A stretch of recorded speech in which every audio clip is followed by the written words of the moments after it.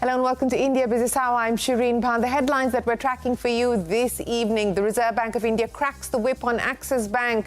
Sources tell us exclusively the bank reported higher provisions in Q1 after the RBI found its NPA framework to be too lenient and prodded recognition of stress. The Sensex and the Nifty end at the high point of the day after a steady session. The Nifty reclaims 25,000. Bank stocks lead the rally. A trade deal between US and India is unlikely ahead of the August 1st deadline. Sources say US officials will visit India in August for the 6th round of talks. Government sources target a deal by September to October. US Treasury Secretary Scott Bessant says quality of trade deals is more important than the timing, even as the August 1st deadline for additional tariffs draws closer. Commerce Minister Goyal says there will be no compromise on the interests of farmers and small businesses.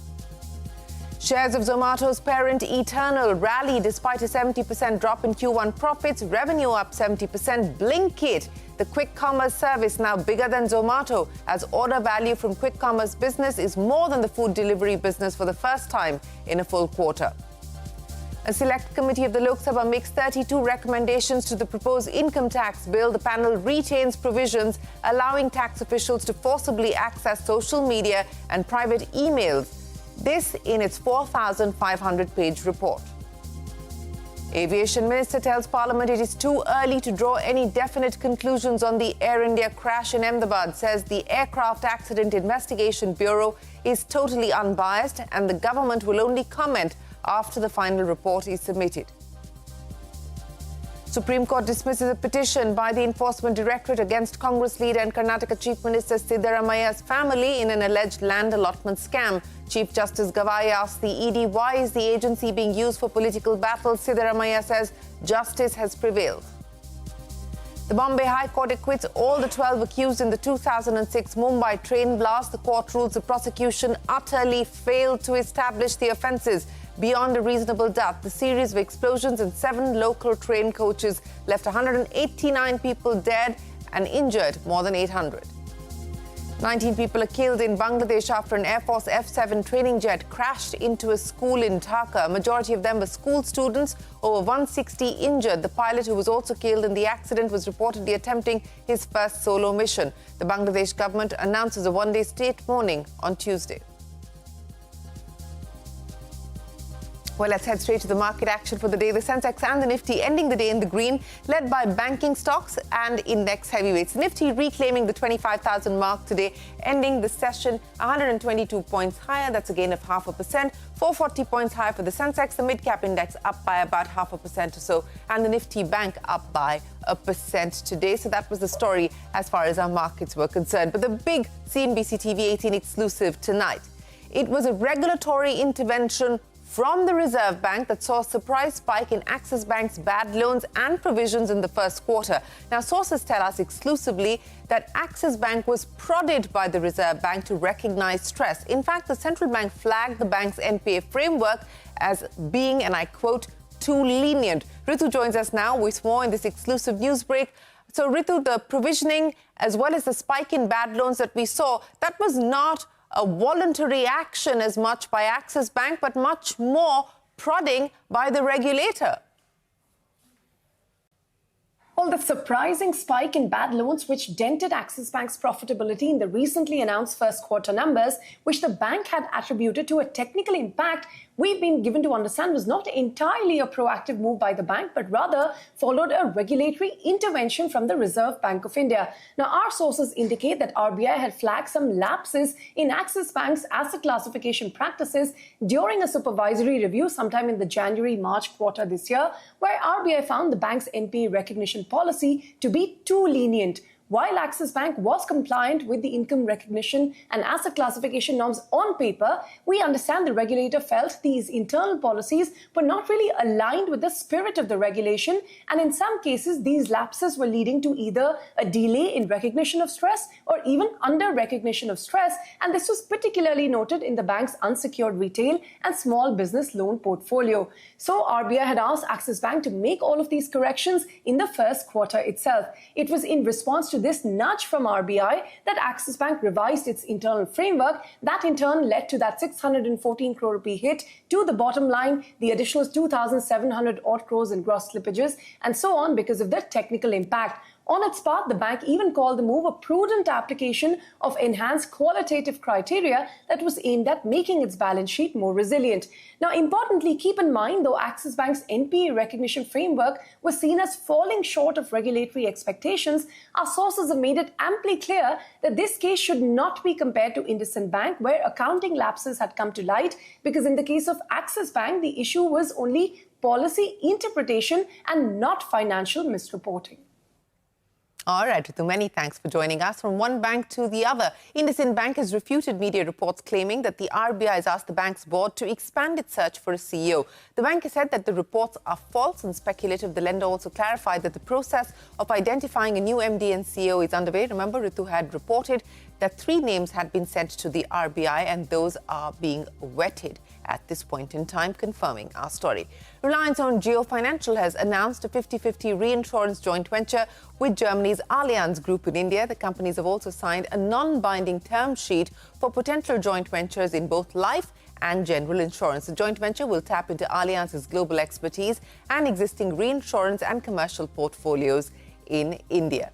Now, a U.S. trade deal with India ahead of the 1st of August deadline seems highly unlikely. Both nations will hold further trade deal-related talks in Delhi next month. Sources tell us that a team from Washington is expected to fly to India in the middle of August. Government sources are now targeting a deal by September or October. In fact, the U.S. Treasury Secretary Scott Bessant has said that though talks with several countries are progressing ahead of the 1st of August deadline, it is less about timing and more about the quality of the agreement. Commerce Minister Piyush Goyal said that the government will only sign trade deals if they serve India's interests. Here are Scott Bessant and the Commerce Minister Piyush Goyal. Talks are moving along, but the important thing here is the quality of the deal, not the timing of the deals. And President Trump has created maximum leverage, as only he can do. And what we are seeing is like these imbalances built up over 20, 30, 40 years. And we are more concerned with high-quality deals than getting these deals done by August 1st. Our trading partners were told that the rates could boomerang back toward the April 2nd levels. We can continue talking then, but again, we're proceeding apace with the negotiations, but we're not going to rush for the sake of doing deals. There is absolutely no way we will compromise on the interests of our farmers, MSMEs, the interests of our workers. Our effort is to give them more opportunity, to give them more trade internationally along with their growing markets in India with growing incomes. Our effort is to make sure workers get better, higher skilled jobs. Our effort is to get investments and technology.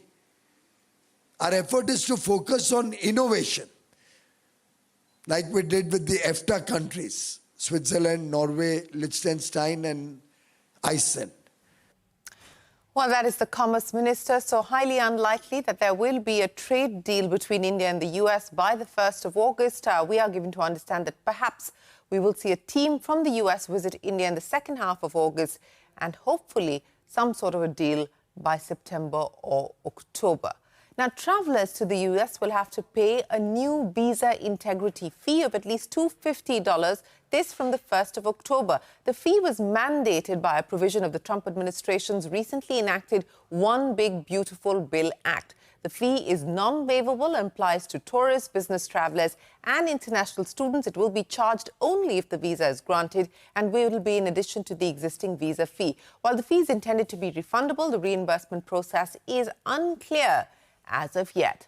On to earnings now. Ultratech Cement met expectations in Q1. The Birla Group company reported a 31% rise in profits compared to the same quarter last year. Revenue up 18%. Margins also saw a healthy expansion of nearly 200 basis points. And staying with earnings, Zomato's parent, Eternal, delivering a healthy first quarter performance as its quick commerce business Blinkit reported strong growth. Now, Blinkit is now bigger than Zomato as order value from quick commerce is more than the food delivery for the first time in a full quarter. Mangalam joins us now with more. Mangalam, lots to take away there from the Eternal earnings, and beyond the headline numbers, the market certainly seems to believe that perhaps the worst is behind the company.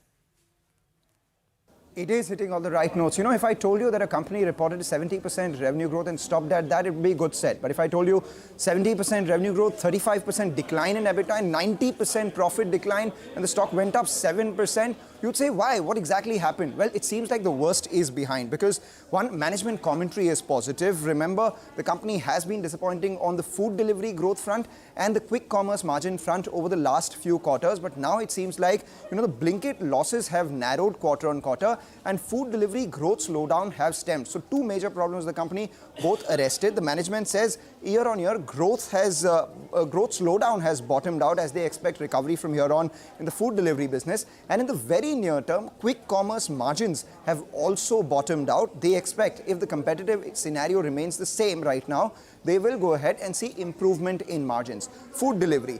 Gross order value has been stable at 16%. The last quarter also it was at 16%. Remember, the previous few quarters it had been coming down, so that has been stemmed. Blinkit revenue growth at 154%. EBITDA loss has narrowed quarter on quarter. Same time last quarter, the EBITDA loss was close to around 180 crores. Now that has come down to close to 160 crores. And add to that, the company has continued its store expansion. Now their total reach is at 1544 stores. And on District, which is the third growth vertical of the company, they see at some point in the next 5 years, annual revenue run rate to be $3 billion with EBITDA at close to around $150 million.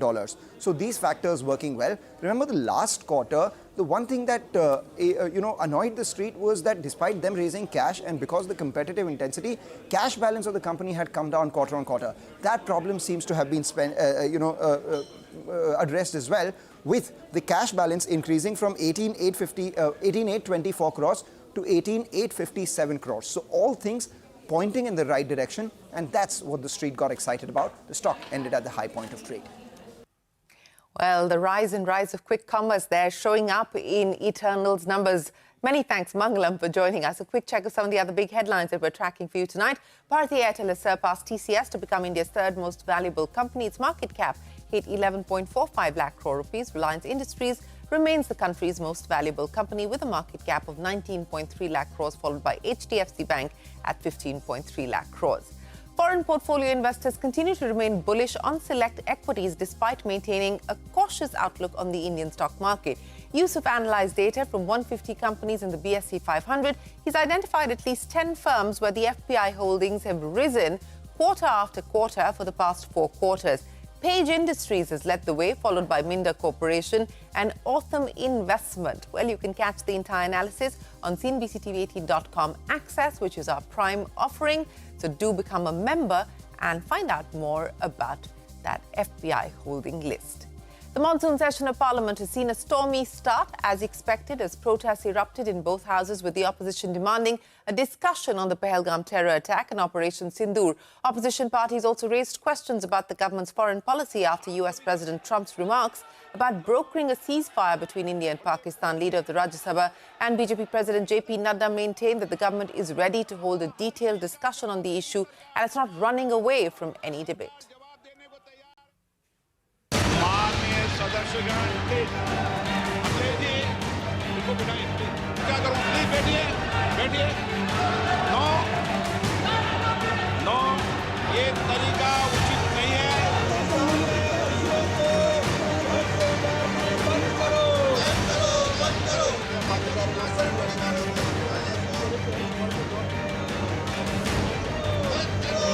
सब मिलकर के कि देश ने एकता की ताकत देखी है,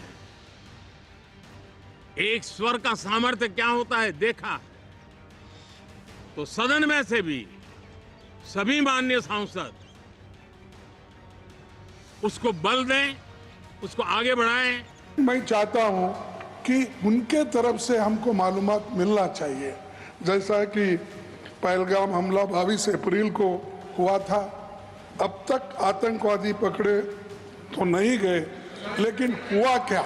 कहीं ये संदेश नहीं जाना चाहिए कि सरकार पहलगाम और ऑपरेशन सिंदूर पर चर्चा नहीं चाहती। हम चर्चा करेंगे, हर तरीके से करेंगे। अगर इशू ये है कि कन्वेंशन कहता है कि अगर सरकार के लोग कुछ बोलें तो हमें भी स्पेस मिलनी चाहिए। हम 2 शब्द कहना चाहते थे, मगर विपक्ष को ये अलाउड नहीं। Thank you. Well, the Parliament session kicks off and a select committee of the LokSabha has made 32 observations on the IncomeTax Bill, which proposes sweeping changes to current laws. The panel was headed by BJP MP Baijant Panda. The report runs into more than 4,500 pages and it was tabled in the LokSabha today. Timsy standing by with the details. It's a fat book, almost, Timsy, of 4,500 pages. Take us through some of the key observations made.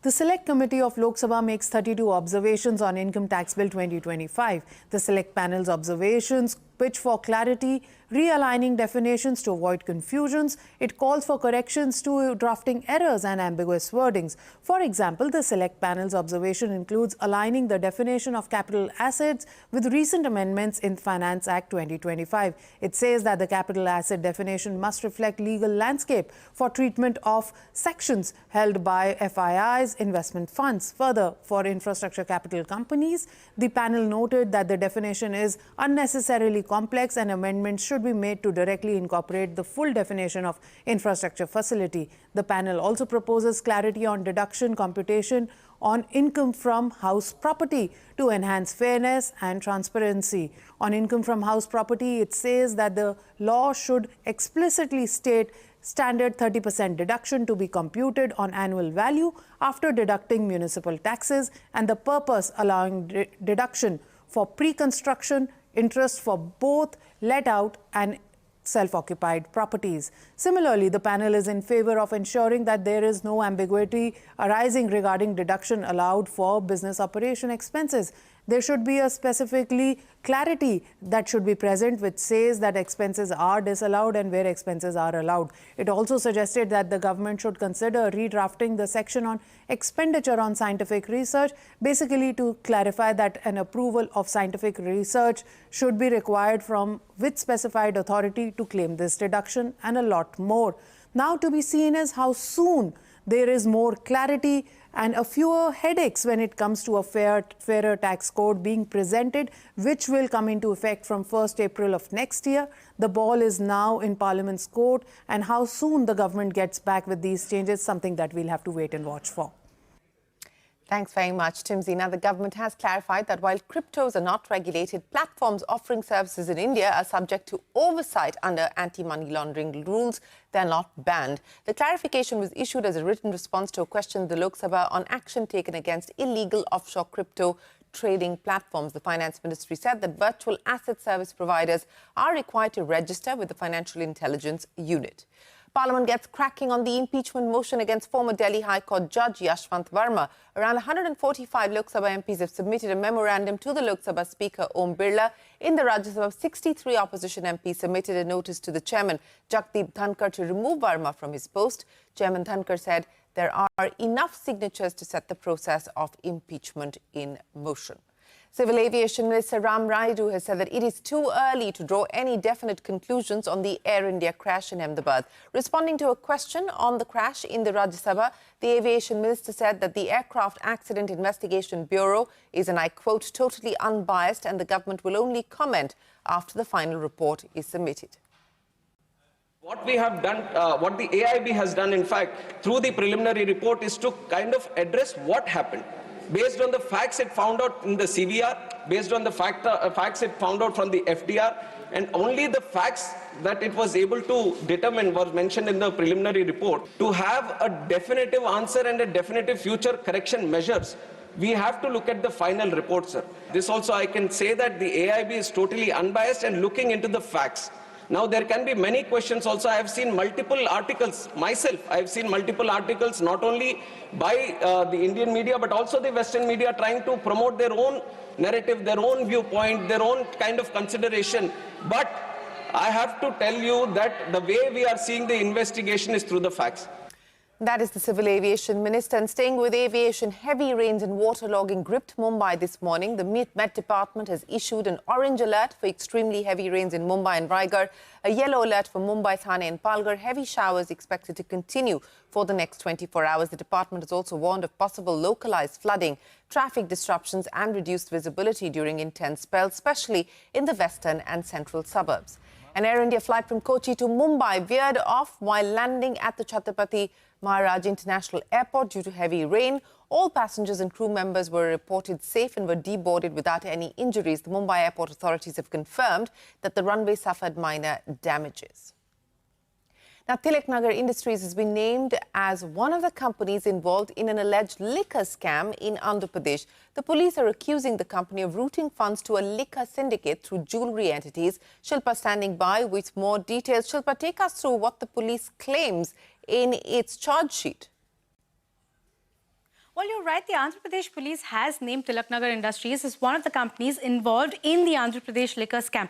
Now, according to the charge sheet, which was filed on Friday, Tilaknagar Industries allegedly gave kickbacks worth 218 crore rupees. Now, let's get into the details. As per the charge sheet, between 2019 and 24, Tilaknagar Industries was one of the biggest liquor suppliers to the state of Andhra Pradesh Beverages Corporation Limited, or the APSBCL, and it was pushing its top-selling brands like the Mansion House Brandy and Korean Napoleon. Now, the main allegation is that Tilaknagar used its privileged position and influence in the APSBCL to be able to secure massive sales. Now, the investigation shows that Tilaknagar Industries generated revenues of approximately 1,472 crore rupees from the APSBCL, and an estimated 218 crores was paid as kickbacks to the liquor syndicate based on the quantity and price pushed through the State Beverage Corporation. Now, the police claim that these kickbacks weren't paid directly, but they were laundered through gold. Now, money was transferred to jewelry businesses, like 107 crore was transferred to Shri Jewels, and about 3.5 crore each to Sona Chandi Jewelers and Mangatrai Pearls. And these were among others. Now, in return, gold was allegedly handed over to the syndicate handlers, helping the company convert white money into untraceable assets, but with a legal GST invoice to show for it. Now, according to the police, this demonstrates that the liquor syndicate in the state exerted, and I quote, ruthless control, compelling even major legacy players to divert part of their legitimate state income through gold transactions to the liquor syndicate, end of quote. Now, Tilaknagar is just one of the many companies that was named in the 3,200 crore liquor scam, which came to light on the basis of a complaint by a man named Yidi Venkateshwar Rao Srinivas. Now, this complaint led to a 5-member APSBCL committee, which then submitted a damning report. It found that during the YSR Congress Party's rule, some popular liquor brands were unfairly sidelined, while certain players dominated the supply orders. Now, based on this, the Principal Secretary for Revenue, Mukesh Kumar Meena, filed a formal CID complaint in September 2024, and the alleged mastermind was identified as KC Reddy Rajshekhar Reddy, former IT advisor to the then Chief Minister Y.S. Jagan Mohan Reddy. Shilpa, many thanks for joining us. Tilaknagar Industries says it has not received any communication or information from the authorities on this charge sheet filed by the Andhra Pradesh police. That's the response that they sent to the exchanges.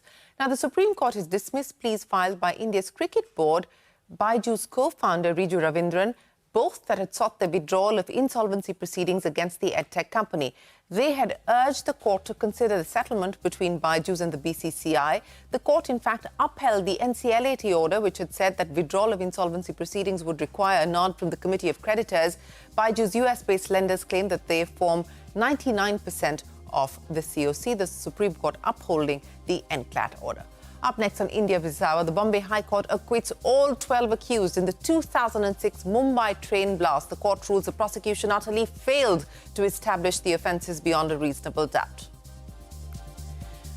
You can catch all of CNBC TV18's news and updates on YouTube, Facebook, Instagram, X and Jio Hotstar.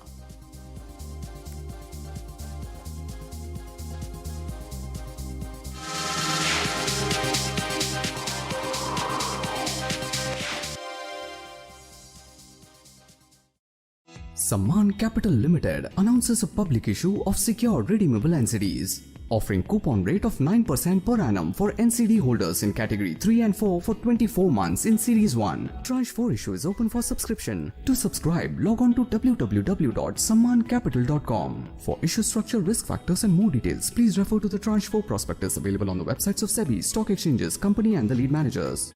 This is the drive of your dreams.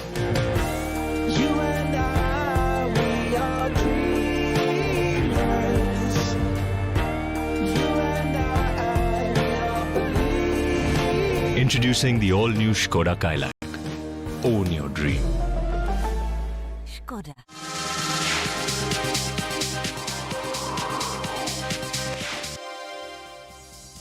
At least 19 people have been killed after an Air Force training aircraft in Bangladesh crashed into a two-story building of a school. Most of the victims were school students. The pilot of the F7 fighter jet, who was reportedly attempting his first solo mission, was killed as well. Over 160 people have been injured. Officials have said that the jet encountered a technical fault shortly after takeoff. Israeli forces continue to pound Gaza, killing at least 27 people in the enclave. This comes a day after the military killed 115 Palestinians, including 79 aid seekers. Gaza's health ministry said that around 19 people have died from starvation in the last 24 hours. The UN has issued a warning that the hunger crisis in the Palestinian enclave has reached a new level of desperation. The Supreme Court has dismissed a petition by the Enforcement Directorate against Congress leader and Karnataka Chief Minister Siddaramaia's family in an alleged land allotment scam. The Chief Justice asked the ED, why is the agency being used for political battles? Siddaramaia says justice has prevailed.